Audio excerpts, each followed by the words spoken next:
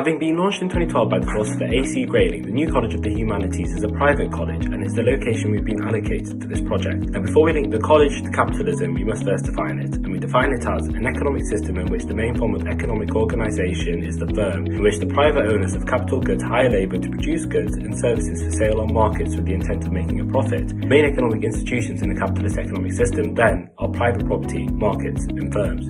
The annual tuition fees for undergraduate students from the UK, EU or EEA is currently set at £9,250, while for international students it will be £14,000. Starting from only approximately 60 students in 2012, they now have over 400 undergraduates and postgraduate students, as it is a private college without government funding. The initial capital of £200 was provided by Peter Hall.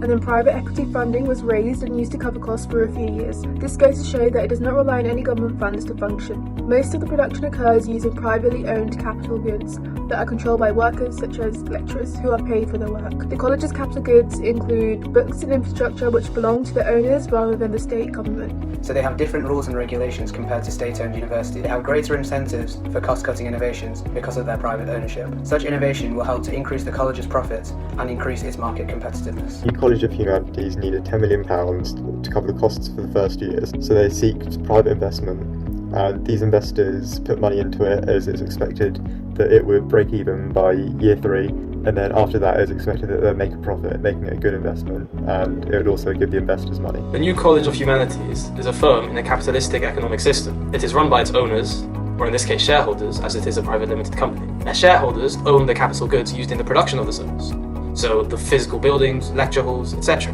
which are used to provide teaching to each student so they may obtain their degree. The university also directs its teachers in their teaching endeavours.